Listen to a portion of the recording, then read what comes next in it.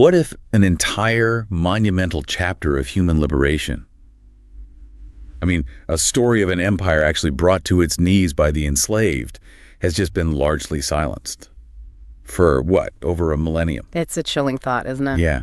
What truths might be waiting, just beneath the surface of history, demanding to be heard, demanding to be remembered? There's this intimate, almost haunting feeling when you start uncovering something like that. A feeling like you're righting some long-standing historical wrong. Like peeling back layers of time. Exactly. Peeling back layers to reveal something powerful, something buried, maybe even intentionally, for centuries. And that's precisely the journey we're starting today. Right. We're about to really get into one of the most significant and yet, honestly, tragically overlooked uprisings in global history. The Zanj Rebellion. It's a story that deserves much more attention. It really does. And this wasn't some minor skirmish. This was a 14-year conflict. 14 years, right in the heartland of the Abbasid Caliphate. An empire supposedly at its peak, at the zenith of its power and influence. Right. And modern scholars, looking at both the ancient accounts and some pretty groundbreaking new archaeological finds, they describe it as, let me get this quote right, one of the bloodiest and most destructive rebellions which the history of Western Asia records. That's a serious assessment, and it underlines that this was complex. Definitely. The sources say it was far more than a simple slave revolt. It was a complex phenomenon. It reshaped an entire region, left this indelible mark, even if it's often forgotten. So today, the mission is to bring those threads together. Yeah, synthesize these diverse sources, the old texts, the new science, to really understand the true scale, the strategic brilliance, and the profound, sometimes really paradoxical legacy of this incredible fight for freedom. Let's unearth it. Let's do it. So to really get a handle on the sheer magnitude of the Zanj Rebellion, we first need to kind of immerse ourselves in the world it erupted into. Absolutely. Context is everything here. So the late 9th century Abbasid Caliphate. Specifically, let's say the decade between 861 and 870 CE. It wasn't the monolith people sometimes imagine, was it? Not at all. Far from it. It was more like, well, one source calls it a hollowed-out giant. Hollowed-out giant. I like that. Project strength, but the core is weak. Precisely.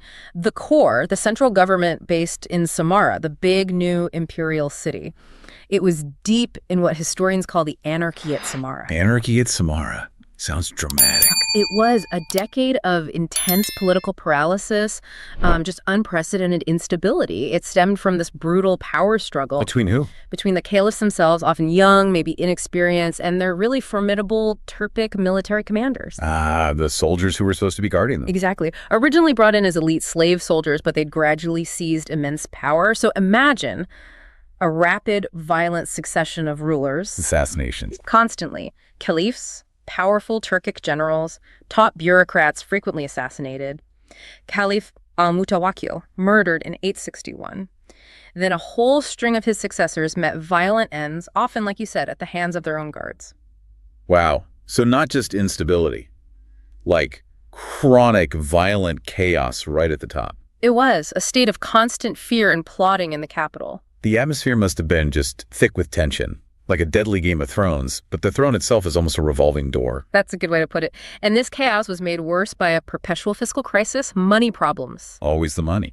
Which led to constant military mutinies. The soldiers, the very people, needed to keep order and project power. They weren't getting paid. Uh-oh, never a good sign. It's definitely not. This boiled over into a ruinous civil war between 865 and 866.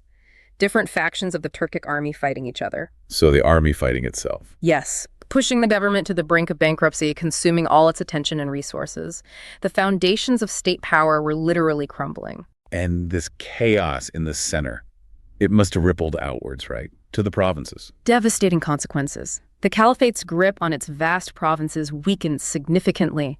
With the central government paralyzed, unable to project authority, well, ambitious provincial governors saw their chance. Started acting like independent rulers. Pretty much. We see huge territories effectively slipping away, falling into the hands of rebels or these new secessionist dynasties. Like who? Any big examples? Oh, yes. Think of the Tulunids in Egypt.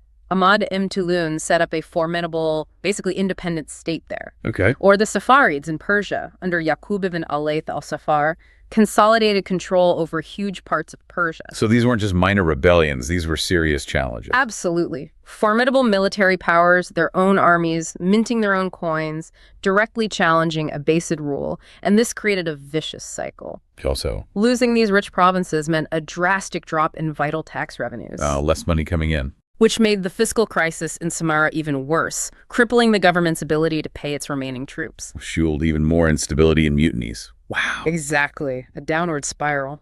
So the caliphate wasn't just weak, it was fractured. Already fighting for survival on multiple fronts, politically, militarily, economically. Given all that profound disarray, what was the specific vulnerability, the critical weak spot that the Zanj rebellion exploited so effectively? How did it turn from, say, local unrest into this huge existential war? That's the crucial question. The widespread chaos was the critical enabler. The government's diminished capacity, its focus on these other huge threats, the secessionists, the internal mutinies, meant that when the Zanj Uprising started in southern Iraq, they just couldn't stamp it out quickly. They were too busy elsewhere. Right. What might have been contained in healthier times as, a localized labor dispute, Right. it was allowed to fester, to grow, to escalate into a 14-year war that truly shook the empire's foundations. It attacked the imperial body when its immune system was already critically compromised. Perfectly put. Turning a vulnerable spot into a gaping wound. Okay, so let's shift focus now right to the crucible where this rebellion was forged. The marshes of southern Iraq. Describe this place for us. Okay. Picture this. A vast, desolate expanse. Saline marshlands, swamps, all crisscrossed by this labyrinthine network of canals and waterways. It's hot, humid, difficult terrain. Doesn't sound like prime farmland. Not naturally, but that's where the story gets interesting. Wealthy elites, big merchants, mainly from the rich city of Basra nearby, saw an opportunity. Profit. Immense profit. They poured huge investments into ambitious land reclamation projects. There was this principle in Islamic law Go on. that if you made dead lands, unused, unproductive lands productive, you could gain ownership. Powerful incentive. Very powerful. So these elites saw huge potential in turning these marshes into fertile farmland, especially for lucrative cash crops. Like what? Sugarcane was a big one, high demand across the empire, huge profits to be made. But to make that profit, there was a massive hurdle. What was that? The land itself, it was encrusted with this thick layer of nitrous topsoil natron, basically salt crust. Okay. It had to be removed, scraped away to get to the cultivable earth underneath. And this was incredibly hard, back-breaking labor. Not something you could do with a small workforce. Not at all. It required a workforce on an unprecedented scale and an exceptionally brutal system to manage it. This is where the human cost becomes just horrifying. And this is where the Zanj come in. Thousands upon thousands of enslaved workers, primarily the Zanj. Yes, largely Bantu-speaking peoples taken from the East African coast, the Swahili coast. Though the term Zanj ended up being applied more broadly to Black Africans forced into this specific labor in the marshes. And their job was just removing the salt crust, this nature. Relentlessly, day in, day out, soul-crushing work, clearing the land for those profitable crops like sugarcane. The high prices for sugar just intensified the exploitation. Now, you said the system was brutal. How did it compare to other forms of slavery at the time in the Islamic world? Was it typical? That's a crucial point. It wasn't typical. It was a profound anomaly. How so? Most other slavery in the medieval Islamic world might be domestic service or administrative roles or military service, often involving more personalized, though still obviously unequal, relationships, or maybe skilled crafts. Okay. This was different. This was large-scale, impersonal gang labor. Anonymous, dehumanizing. It was chillingly similar, actually, to the Roman latifundia, those huge slave-run estates from antiquity. Or even looking forward, like the New World plantations centuries later. Exactly. The scale, the anonymity, the specific nature of the work, it really set it apart. And the conditions. Horrific. Designed purely for maximum profit, minimal human cost considered. They live in these massive work camps. Some sources say holding anywhere from 500 to maybe even 5,000 people. 5,000 people in one camp. That's staggering. It is. Toiling from dawn till dusk under cruel overseers, often distant figures. Their subsistence was minimal, just meager rations of flour, semolina, dates, barely enough to survive. Disease. Yeah. Malnutrition. Violence. Rampant. It was a death trap for many. But this system, designed purely for elite profit, it inadvertently created a ticking time bomb. How do you mean? Well, it concentrated this vast, desperate population, thousands of people with shared, deep-seated grievances, all in one place. And a place that was geographically isolated. Exactly. Isolated and inherently defensible. The very marshes that made the labor so hard also provided natural fortifications against outside control. For the economic logic was self-destructive. In a very profound sense, yes. It unintentionally forged what one scholar calls a militarily potent revolutionary class. Wow. Right there in a location that was incredibly difficult for imperial forces to get into or control. The system designed for wealth generation was actually laying the groundwork for its own destruction. A stark example of extreme exploitation breeding extreme resistance. Couldn't have said it better myself. Okay, let's dig a bit deeper into this term Zanj. You mentioned it originally referred to Bantu-speaking peoples from East Africa, but was used more broadly here. Yes, in the context of the rebellion, it became a general term for the Black Africans forced into labor in the marshes, regardless of their specific origins. Which brings us to this really crucial and sensitive question about race and class in the Abbasid Caliphate. It was cosmopolitan, multi-ethnic, sure, but was it free from prejudice? Were there hierarchies? We're definitely not free from prejudice. While it was incredibly diverse, there were absolutely clear social and racial hierarchies woven into the fabric of society. And how did blackness figure into that? Well, in a lot of medieval Arabic literature and sort of popular perception, blackness was often associated with negative stereotypes. Such as? Things like perceived intellectual inferiority, a supposed natural disposition for servitude, even sometimes suggestions of inherent paganism or lack of strong moral character. Are there specific examples, writers who said these things? Yes, unfortunately. Prominent figures like al-Masudi, a major 10th century historian and geographer, or al-Qazwini, a 13th century scholar, they explicitly attributed things like limited intelligence and perverse natures to the Zanj. So these weren't just fringe opinions. No, they reflected a broader societal bias. And this racialization, this marking of Black Africans as inherently other or inferior, it served a very convenient, though deeply problematic, purpose for the ruling class. How so? It provided a powerful ideological justification for the uniquely harsh chattel slavery imposed specifically on them in the marshes. It created this distinction. Differentiating them from, say, enslaved Turks or Slavs. Exactly. Turks or Slavs might be enslaved for military or administrative roles, may be seen as more assimilable over time. The Zanj, in this specific context, were often relegated to a status much closer to pure property, without that same perceived potential for social advancement. So they weren't just enslaved, they were pushed to the absolute bottom rung of the social and racial ladder. Their extreme exploitation was rationalized, made to seem natural by these prejudices. Precisely, which of course made their eventual rebellion all the more shocking, utterly unthinkable to the established elite. They genuinely believed they were dealing with an inherently docile, inferior population. They couldn't have been more wrong. Whisper tone, light reverb. These stories, buried under centuries of dust and prejudice, are threads woven into the fabric of our shared human history. Help us unbury them. If this matters to you, subscribe to Tales of Black and become part of the voice that breaks the silence. So from these depths of immense suffering, this systemic dehumanization, a leader emerges, a catalyst, Ali ibn Muhammad. A truly enigmatic figure in history. And crucially, he wasn't a slave himself, right? Not of Zanju origin. Correct. Historical accounts suggest he was likely Persian or maybe Arab. What's clear is that he was educated, a skilled poet, apparently. And ambitious. Undeniably. Possessed a formidable political ambition, and he wasn't new to this game. He'd made previous attempts, unsuccessful ones, to stir up rebellion against the Abbasids elsewhere. In places like Bahrain, even in Basra itself before this. So he was a seasoned agitator, you could say. Very aware of the empire's weak points. And a key part of his eventual success, his real impact, was his political genius. He crafted this ideology. Scholars call it syncretic and pragmatic, meaning it wasn't just one rigid doctrine. It was a very calculated political strategy, cleverly designed to appeal to the broadest possible range of discontented people, to forge a coalition. He needed to unite different groups against the Abbasids. Exactly. He understood he had to speak to multiple grievances, multiple belief systems, all at once. So what was his strategy? How did he do it? It was brilliant, really. A two-pronged approach.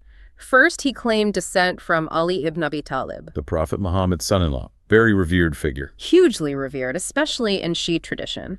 This was a common tactic for anti-Abbasid rebels, tapping into those powerful Shi'i messianic hopes. The idea of a Mahdi, a divinely guided leader from the prophet's family. Precisely. Someone to overthrow tyranny, restore justice, bring in a new era. This claim gave him legitimacy, a sense of destiny for a certain segment of followers. Okay, that's one prong. What was the other? Especially for the enslaved Zanj themselves. This was the masterstroke. He adopted the radical egalitarian slogans of the Kharijites. The Kharijites. They were an early Islamic sect, known for being anti-elite. Fiercely anti-elite, radically inclusive. Ali started preaching that leadership in the Muslim community shouldn't be based on lineage or status. It should be based on piety and qualification. Meaning? Meaning the best man should lead, the most devout, the most capable, even if he was an Abyssinian slave. Wow. Imagine hearing that message if you were one of the enslaved Zanj. The power of it is almost unimaginable. It was a direct demolition of the racial and social hierarchies they lived under. It validated their humanity, declared their right not just to freedom, but potentially to rule. So he combined the legitimacy of Alid descent with the radical inclusivity of Kharijite idea. A potent ideological weapon. It let him mobilize the maximum number of the Caliphate's enemies. Shi'i sympathizers, the enslaved, the poor, the marginalized, all under one revolutionary banner. Okay, so the ideology's in place. When does the spark actually ignite? September 869 CE. Ali, always watching, seized on renewed civil strife in Basra. He returned to the marshes. But he didn't just charge in shouting slogans. No, his approach was very methodical, very strategic. He went around systematically inquiring into the slaves' deepest grievances, interviewing them. About what? Working conditions, food, the abuses they suffered. He listened. And then he made promises. What kind of promises? Immediate freedom, future wealth, dignity, power, respect, everything they'd been denied. It was a vision of a totally inverted world where the last would be first. And this careful groundwork was critical. His rebellion didn't just erupt. It began with the systematic liberation of existing slave gangs. He freed them first. Yes. Armed them with whatever they could find, and then, crucially, unleashed them on their former overseers and masters. Acts of symbolic and very real retribution. That must have galvanized them. Absolutely. It cemented Ali's role as their champion, their leader, earned him that title, Sahib-e-Zanj, Chief of the Zanj. The revolution had begun. Not with a whisper, but a roar. A roar of liberation, exactly. Now, it feels too simple, maybe even misleading, to just call this a slave revolt. You've already shown it was more complex. It absolutely was. Labeling it just a slave revolt misses the incredible diversity of the coalition Ali built. So who else joined? Beyond the enslaved Zanj, who are the core. A whole range of other marginalized groups. Impoverished local peasants, for example, they suffered under similar oppressive conditions, heavy taxes. Near slave conditions themselves, perhaps. In some cases, yes. Then you had significant numbers of Bedouin Arabs from tribes like the Banu Tamim, Banu Asad, often politically sidelined, economically vulnerable. What drew them in? Opportunity, perhaps. Plunder. Autonomy from a weak central government. Also, freedmen Mawali. Humble artisans from the towns. Even disillusioned deserters from the Abbasid army itself. People who saw no future in the imperial system? Exactly. Each group had its own reasons, its own powerful motivations. Liberation from slavery for the Zanj, obviously. Escape from crushing poverty and taxes for the peasants. Autonomy and maybe wealth for the Bedouin. And what held this diverse coalition together? For over a decade of brutal war. Two things mainly. Ali's charismatic leadership, undoubtedly, and his potent promise of a new social order justice, redistribution of wealth and power. He was a master at identifying a common enemy and articulating a shared dream, even if the details varied for each group. And this coalition, this movement, it didn't just stay an uprising. It evolved into something more structured. Much more. It rapidly became a functioning, sophisticated state, a real challenge to the empire. It was like one of history's biggest, most ambitious maroon communities. A state founded by escaped slaves and their allies, actively fighting back. And unlike many maroon communities that focused on defense, the Zanj polity went on the offensive. They built a formidable state apparatus. Like what? What did they establish? Heavily fortified capital cities. First, Al-Muqtara the Chosen, deep in the marshes, hard to reach. Later, Al-Mania the Impregnable. These weren't just camps, they were functioning towns. With a government. Absolutely. They had instruments of sovereignty, a formal military command structure, appointed commanders. They set up a system for tax collection. Tax collection. From where? Levying duties on merchants, seizing tribute from areas they conquered, collecting agricultural produce. They created a parallel economy to fund the war. Wow. And they even minted their own currency. Yes, a powerful symbol. Rejecting Abbasid authority, declaring their own legitimacy, the coins often had Kharijite egalitarian slogans on them, reinforcing the revolutionary message. And they controlled the waterways. You mentioned the marshes. Crucial. They built and maintained a formidable navy, not just transport boats, but actual warships for fighting on the canals and rivers. This gave them a huge strategic advantage, let them outmaneuver imperial forces constantly. So they were essentially building a rival state, a counter-empire in the marshes. Right. But this is where it gets complicated, right? The social structure within the Zanj state itself, did they abolish slavery? This is a really profound and often tricky point. No, they did not abolish slavery universally. That might surprise people. It often does, because we tend to project modern abolitionist ideals backward. Their goal wasn't a society without slaves. That idea came much later, fueled by different philosophies. Their aim was more a radical inversion of the existing order.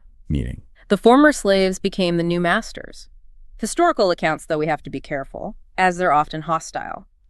Abbasid sources consistently describe the Zanj taking captives in their raids. Captives who then became slaves? Yes, enslaving people from conquered towns, including, quite pointedly, women from the Basran elite, even noble Arab families, taken as slaves and concubines by Zanj warriors. A direct, brutal reversal of the power dynamic. Exactly. Deeply symbolic. It shows their fight was for their liberation, their empowerment, framed within the norms of their time where slavery sadly was an accepted institution. So liberation for themselves, but not necessarily an end to the practice of slavery itself. Precisely. It highlights the limits of revolutionary thinking within its historical context. Even radical movements can adopt elements of the systems they fight against. A tragic irony, really. They broke their own chains, but forged new ones for others. Whispered tone, light reverb. If you feel the weight of these forgotten truths, the complexity of their struggle, and the echoes of their courage, don't carry them alone. Share, comment, and help bring them to light. Okay, so for the first decade of this brutal war, roughly 869 to 879, the Zanj were largely dominant. They held the strategic initiative, racked up some incredible victories. It's a testament to their military skill, their leadership, but also, as we've discussed, the profound weaknesses within the Abbasid Caliphate at that time. What were their key military advantages? How did they dominate for so long? Masterful use of asymmetric warfare. They played to their strengths, neutralized the empire's advantages. Their biggest asset was the terrain. The marshes again. Absolutely. That labyrinth of swamps, canals, it was home ground for them, intimately familiar. But for the Abbasid heavy cavalry, the core of their army, it was an impassable death trap. So the Zanj used guerrilla tactics. With incredible skill. Swift, devastating night raids on towns, villages, enemy camps. They seized weapons, horses, food, vital supplies. And critically, they liberated more enslaved people with each raid. Swelling their own ranks continuously. Exactly. And their naval power was key too. Those flat-bottom boats, the warships, they controlled the waterways. This allowed for amphibious assaults, rapid troop movements, outmaneuvering the slower government forces. They could appear almost out of nowhere. Those early victories must have been huge morale boosters for them and devastating for the Abbasids. Like the Day of the Barges. Yes, that early ambush where they wiped out a Basran militia, it shattered the illusion of imperial invincibility. It was a powerful, recruiting tool proof the Abbasids could be beaten. And the offensive escalated. Dramatically. They reached their peak with some major blows. June 870, they captured and sacked the major port city of Al-Ubula. What did that achieve? Cut Basra off from the sea, crippling its trade. But the biggest blow, the real turning point in this phase, was the fall of Basra itself, September 871. One of the greatest cities of the Islamic world at the time. Absolutely. A huge commercial and cultural center. After a long, grim blockade that starved the city, the Zanj stormed it. And the accounts are horrific. Truly horrific. Massacre, plunder, streets running with blood.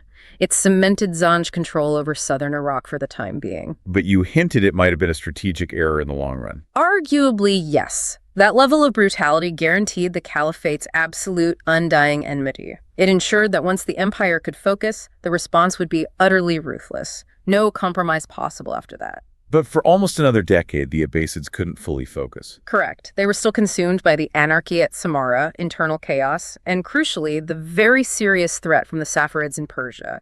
That drew most of their attention and resources. giving the Zanj breathing room. Exactly. Time to consolidate their power, build their state, even raid deep into Abbasid territory. By 879, they were raiding within 50 miles of Baghdad itself. Right up to the caliph's doorstep, the empire was truly bleeding. And the Zanj were relentlessly twisting the knife, whispered tone, light reverb. The fire of revolution, of fighting for a better future, continues when memory survives. Join the movement, subscribe, and keep the fire burning. So, 10 years of Zanj dominance, building a state, terrifying the empire. But then, 879 CE, you said the tide turned irrevocably. The Abbasid counteroffensive begins. Yes, a systematic, brutal campaign to claw back control. What changed? Why then? What tipped the balance? One man, primarily, Abu Ahmad al-Muwaffaq. Who was he? The Abbasid regent, but more importantly, an exceptionally skilled military commander, a genuine strategic thinker and ruthless administrator. Sounds formidable. He was. He'd managed to stabilize the chaos in the capital, navigate the political minefield, and crucially, he neutralized the immediate threat from the Saffarids in Persia. A mix of military force and clever diplomacy. With those threats contained, for the first time in years, the full military, financial, logistical power of the Abbasid state could be focused on one single goal. Destroying the Zanj. Utterly destroying them. So al-Muwaffaq comes in. He must have realized the old tactics weren't working. Sending cavalry into swamps was pointless.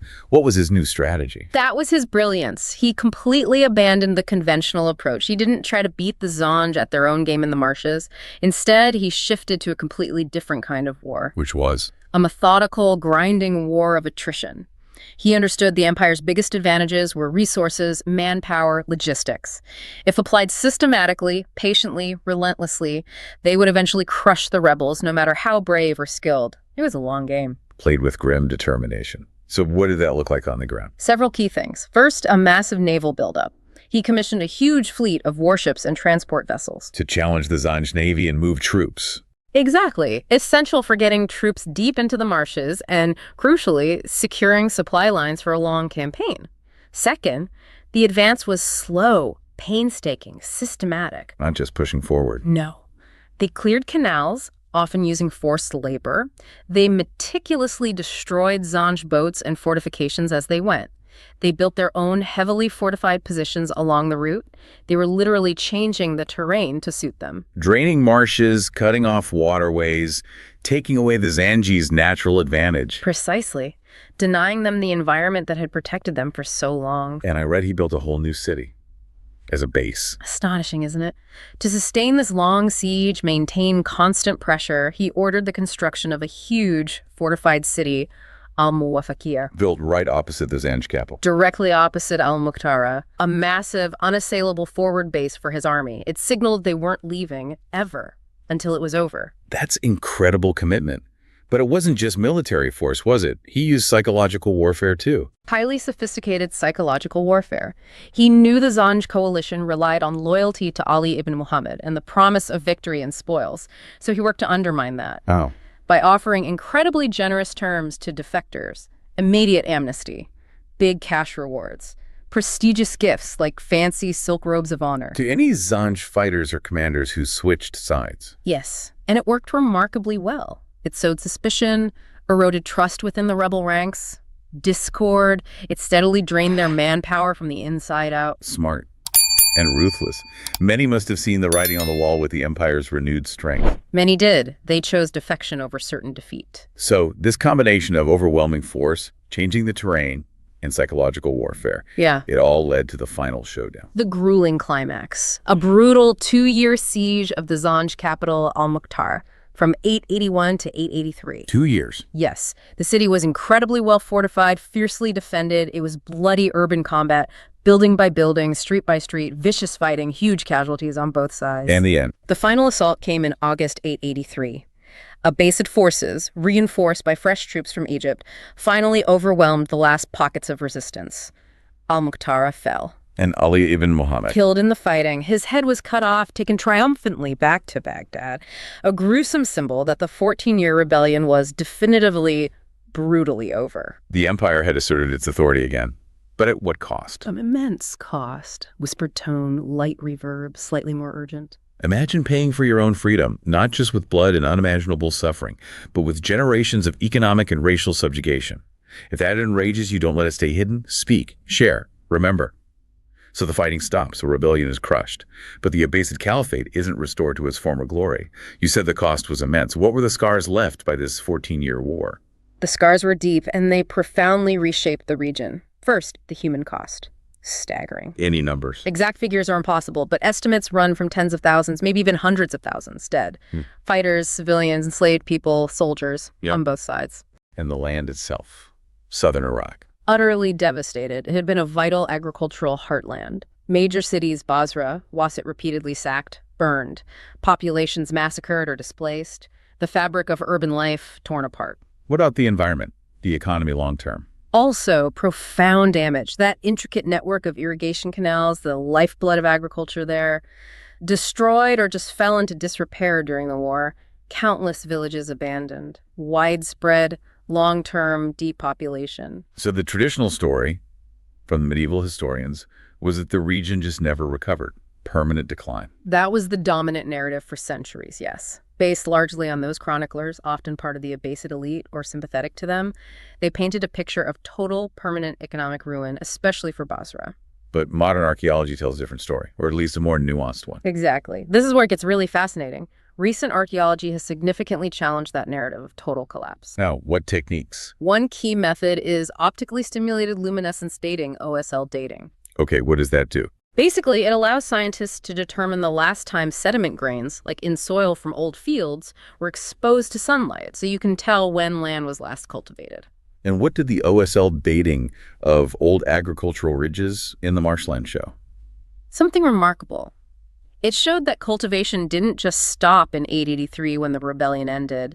The evidence strongly suggests farming continued, maybe in a different form, but it continued for at least another century, maybe more. Into the 11th, 12th, even 13th centuries? Yes, well after the supposed permanent collapse. So how do we square that circle? The historical texts say ruin, the archaeology says continued farming. The likely answer is they're describing the deaths of two different systems.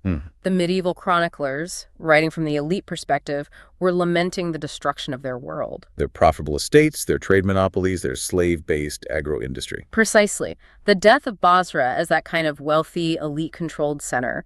Archaeology, measuring the actual cultivation of the land, suggests the survival of something else. Like small-scale peasant farming, subsistence agriculture. Very likely. Small-scale farming carried out by resilient local communities, continuing long after the giant plantations and their enslaved workforce were gone, so the revolt didn't make the land barren forever. But it did permanently destroy that specific economic system of mass agricultural slavery. Yeah. That never came back. Exactly. That specific form of exploitation was finished in that region. That's a huge distinction.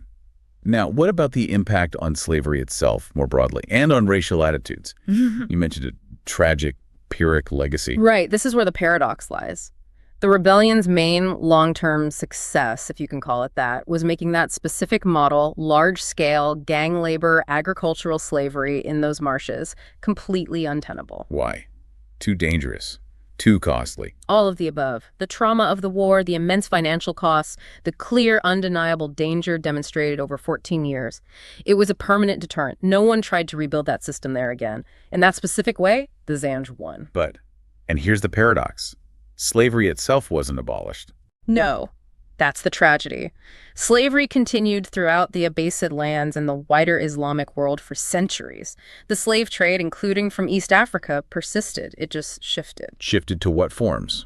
More commonly into domestic service or military roles. The Ghulam system of slave soldiers became even more prominent later, or other types of labor that didn't involve concentrating thousands of potentially rebellious workers in one isolated rural place. So the chains were broken in the marshes, but the institution of slavery adapted and continued elsewhere. Precisely. And what's even more disturbing is how the memory of the Zanj rebellion was then used. Used against whom? How? This is the weaponization of memory. The sheer brutality of the war, especially the sack of Basra, the perceived savagery of the Zanj, Abbasid chroniclers and later historians seized on this. To paint the Zanj in the worst possible light. Exactly. Their accounts, often vivid and horrific, portrayed the rebels as savage, bestial, inhumanly cruel. These weren't neutral histories, they were moralizing tales. And the effect. They solidified a powerful, incredibly negative association in the historical and cultural memory of the Islamic world. an association between blackness, chaos, violence, and destruction. An association that sadly persisted for centuries. So the memory of the revolt was twisted, used to justify continued subjugation. That's the tragic outcome. While the Zanj broke their own specific chains, the memory of their struggle, carefully constructed and widely spread, was used as proof of the supposed inherent danger and savagery of Black Africans. It provided an ideological justification for keeping them subjugated in other, maybe less concentrated, less threatening ways. Strengthening the chains of others. In a deeply ironic and unjust way, yes. The rebellion for liberation became, in its historical retelling, a tool for further oppression. Whispered tone, minimal sound. This silence, this distortion of history, wasn't accidental. It was a deliberate act of historical erasure and reinterpretation. But we can end it together. Subscribe to Tales of Black and let memory rise. Okay, so the rebellion didn't cause the fragmentation of the Abbasid Caliphate that was already happening. But you're saying it dramatically sped it up, made it worse. Significantly exacerbated and accelerated its decline, absolutely. Think about the sheer scale of resources diverted to fighting the Zanj for 14 years. Military, financial. Immense amounts. Yeah. This severely crippled the central government's ability to control other provinces, fund other projects, project power elsewhere. It wasn't just a temporary drain, it was a long-term weakening of the state's core capacity. And economically. Beyond just the cost of the war. The destruction of southern Iraq, one of the empire's richest agricultural zones, plus the disruption of trade through Basra and the Gulf, that meant a massive, permanent loss of tax revenue. Making the existing fiscal crisis even worse. Exactly. Compounding the instability, limiting their ability to respond to other challenges that were popping up all over the empire. And politically. What did it do to the caliphate's image, its authority? Being challenged for so long by essentially a slave-led revolt must have been humiliating. A profound blow to their prestige, yes. The mighty Abbasid army, one of the best military forces of its time, unable to quickly crush this uprising for over a decade, that was a very public demonstration of weakness. Which emboldened rivals. Absolutely. Ambitious governors, other rebel groups, they saw the emperor had no clothes, so to speak.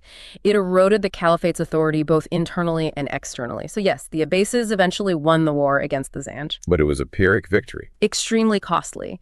It left the victor permanently weakened, accelerating the empire's fragmentation into regional dynasties.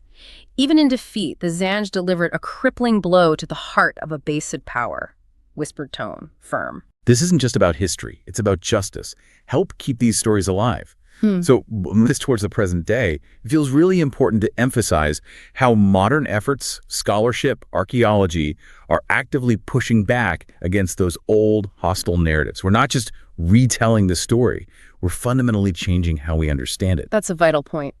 The work of modern scholars, recent archaeology, it's key to getting a genuinely nuanced understanding, moving beyond the biases of the original chroniclers. Like the OSL dating, challenging the idea of total economic collapse. Exactly. Yeah. That's a perfect example of science cutting through historical rhetoric. And it shows that truth-telling isn't just something that happened once. It's an ongoing process. Reevaluating evidence, finding new data. Allows us to build a more complete picture, less biased. Yes, a picture of the real economic, social, racial changes the rebellion brought about.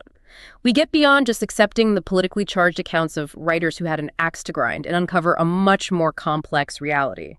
It's essential for historical accuracy and for understanding the long-term echoes today. And to really grasp the Zanj rebellion's significance, we need to see it in global context, right? Put it alongside other major slave revolts in history. Definitely. That comparative analysis really highlights its unique scale and character. Let's think about a couple of famous ones. Like Spartacus. Right, the Spartacus revolt in Rome, 73-71 BCE, lasted about 2 years, maybe up to 120,000 people involved, brutally crushed, of course, those 6,000 crucifixions, but became this enduring symbol of resistance. Okay, and then maybe the Haitian Revolution. Much later, yes. Saint-Domingue, 1791-1804, 13 years, around 500,000 enslaved people involved, and uniquely successful. Led to abolition and an independent nation. Exactly. Haiti became a massive inspiration for other revolts, abolitionist movements, hugely significant. So where does the Zanj Rebellion fit in that picture? 869-883 CE. 14 years long, potentially up to 500,000 participants if you include all the allied groups alongside the Zanj. Eventually crushed, yes, but its impact was specific and profound. It ended that large-scale agricultural slavery in southern Iraq permanently.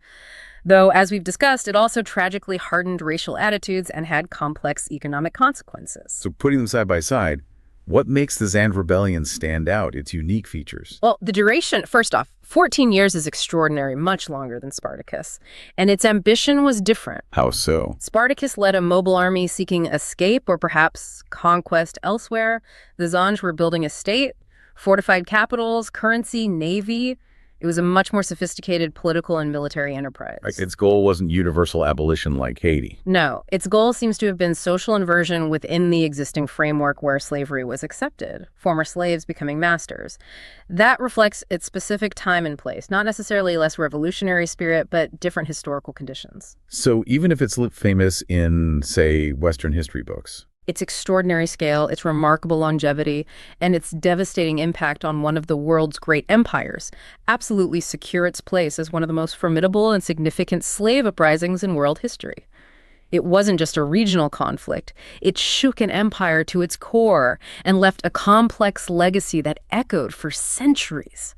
Light reverb. it raises such deep questions, doesn't it? Yeah. What even is memory when it's been actively weaponized, systematically silenced, tragically rewritten for centuries? Can we ever really get it back? The unvarnished truth. And what does justice look like without that full truth, especially when it's been deliberately buried? What happens when a fight for freedom ends up through distorted memory, reinforcing the very prejudices it fought against? These are just abstract questions. No. And can a future really be built on forgotten pain, on a history that still casts this long, lingering shadow over today? These are crucial, enduring questions. The Zanj Rebellion's complex story really pushes us to think about them, to see the relevance of this past in understanding power today, economic exploitation, racial prejudice, and that long, complex, often brutal fight for liberation throughout history. It shows the vulnerabilities of empires. And the incredible, enduring human spirit of resistance. It reminds us there's always more to learn, always different perspectives to consider, even when they challenge comfortable narratives. That's how we truly understand the human story. Pause 1 to 2 seconds. Whispered tone, profound, with light reverb. If this story, this deep dive into the Zanj Rebellion, awakened something in you, a curiosity, a sense of injustice, a desire for truth, don't let it fade. Subscribe, share, comment, let memory live through you. To truly understand the cost of freedom, sometimes we have to first excavate the silent screams of history and recognize that the battles of the past, even the ones seemingly forgotten, continue to shape the world we inhabit today. This story isn't over. Subscribe to carry it forward.